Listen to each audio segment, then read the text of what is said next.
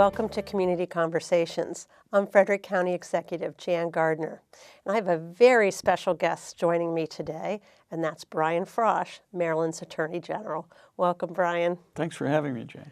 I'm really excited to have you here today, and we always appreciate you visiting our county and our community and sharing with us what's going on in your office. I love Frederick, so it's totally mutual. So, not everybody knows who you are and what your role is as the Attorney General and all the things that you do. So can you give us a little background about yourself and your office? Sure. Well, as you know, I was in the Maryland General Assembly for many years. I was in the Senate for 20, chair of the Judicial Proceedings Committee before I was elected AG. The Attorney General represents all of state government. We represent the governor, the General Assembly, the judiciary, all of the executive departments. And on top of that, it's our job to protect Marylanders. And I call myself the people's lawyer.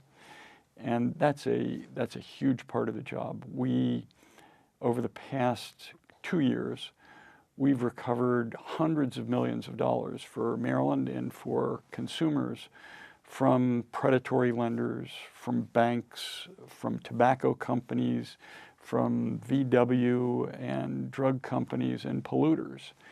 And we also have an important prosecutorial role. We have indicted more than 100 violent criminals, drug traffickers, human traffickers.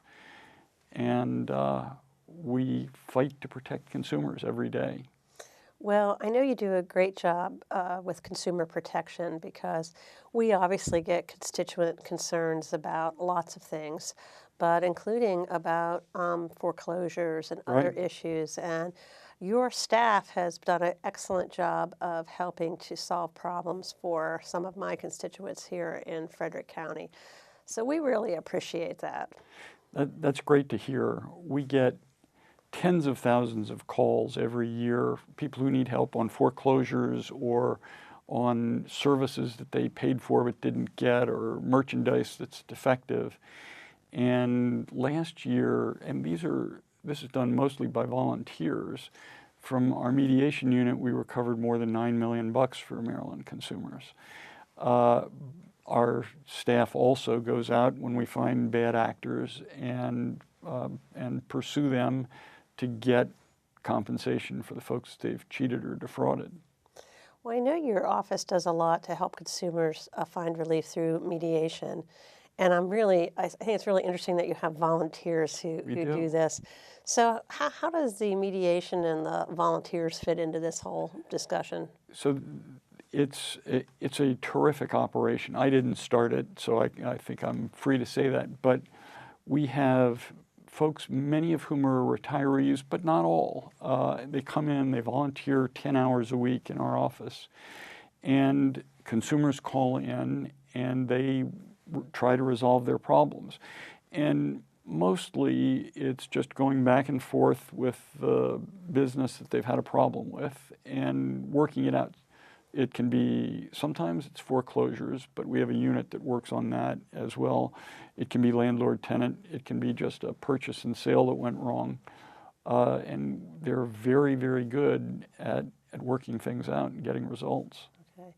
Well, we know scams and identity theft are issues as well, and we know we have a lot of vulnerable citizens, particularly seniors, who may be victims of scams. So how do you go about identifying when there's a scam that's maybe broad, where prosecution could be an issue? Well, first, just in terms of general advice, you did not win the lottery in Ireland, and that nice man from Nigeria is not going to deposit $1 million in your bank account. Yes. And your grandson is not being held by people in Mexico who demand money for his release.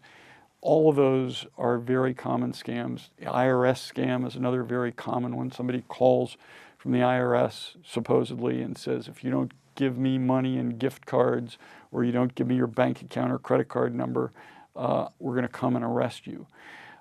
Be very skeptical of calls like those. If somebody calls up and offers you a deal that sounds too good to be true, it probably is. It is. It's also very important to have a sophisticated, secure password. You don't want to have your daughter's name. You don't want to have your birthday. Those are things that are easy for people to identify and break into your accounts and cheat you. Now, what about prescription drug price gouging? We know that it's been out in the news. And so what kind of a role does your office play with that? So we were very active in this last legislative session in promoting a bill that gives us the authority to pursue price gouging. Generic drugs have been a great bargain for many of us for many years in healthcare. But in recent years, we've seen the prices begin to skyrocket. And in some cases, not just going up 100%, which has happened for many, many drugs, but 2,000, 3,000, 5,000%. We asked for and received from the General Assembly the authority to pursue generic drug companies when they're price gouging, when the price goes up by an unconscionable amount, and it's not justified by the costs of manufacture or production or marketing. Okay. A lot of times drug companies will say, well, we've invested millions of dollars in research and use that as justification. Well, that is justification if it's a drug that's a patent drug. But if it's a generic drug, it's not. The patent is expired. The folks who are making it most often didn't invest in research and development. They got the formula after the patent expired, and they're now putting it together. So in those cases, there really is no justification for huge price increases. If they can show that the cost of the drug has gone up, God bless them. Otherwise, they shouldn't be ripping us off. Your office does a lot of work during the legislative session, evaluating bills for constitutionality, among other things. And we've even experienced that with some of our local bills where constitutionality has been a question.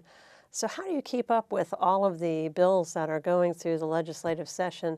And do all of them get routed through your office at the end of the day before they get signed into law? Yes. So we have 4 lawyers assigned to do that full time. They're in Annapolis. They work with the members of the General Assembly. Folks come in and ask their advice. Usually, and we can do a much better job if this happens, folks come in first and they say, hey, can I do this? Or how can I do this so that it is constitutional? We're much more successful when we get a head start. Yeah. But also, at the end of the process, when the bills go to the governor, we review them for constitutionality. And there are thousands of bills at that point. There are thousands of bills. But we have a very high batting average. Very good. Because that's actually a pretty small staff of people to just have It 4 is. people doing all that work. Because I know, I just know the requests that have come locally that I'm aware of from our own delegation. Well, the good news is we have folks in every executive agency. And so if one of those 4 people sees a bill that he or she has a question about, they can call someone else who's an expert on healthcare, on housing, on transportation, on whatever, and say, okay, I've got this, can you help me out? So the rest of the office supports them in that work. Okay, now one of the other questions that I frequently get asked is when people have a legal question, they always want to know, can I go to the AG's office to get an opinion on this?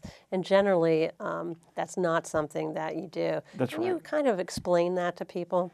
Well, we have a lot of clients, all of the members of the General Assembly, and as I said before, the governor and the executive agencies and the judiciary, they can all ask us for opinions, and we've got to give it to them. But as much as we would like to help members of the general public, we don't have the resources, and so we have to decline. To do that, yeah, I would think that would consume all of your time potentially. It would. And I mean, sometimes somebody will come to us with a question that's topical, important, and immediate, and we'll handle that. I mean, we'll recognize if we're not going to get the question from that guy. We're going to get it from somebody who's a client, or it's going to create an emergency or a public crisis of some sort. We'll just fix it right then. But for the most part, people who have legal issues need to find their own counsel. Okay. Is there anything else you'd like to share that we haven't touched on?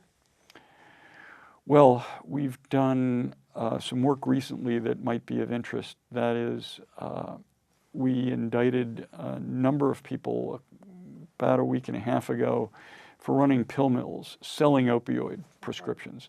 This is a terrible problem right now. As you know, deaths and overdoses are skyrocketing from heroin and from opioid medication. And we're doing the best we can in our law enforcement role to find those folks and put them out of business and behind bars. But much more needs to be done.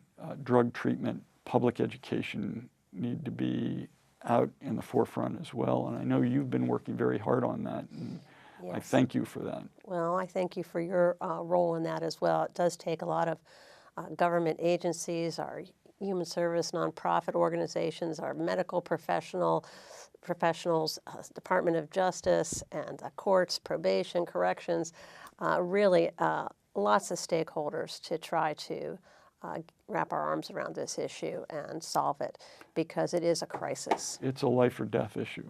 So Really was. we will put contact information out on our screen so that people can contact your That's office, great. particularly for those consumer protection needs.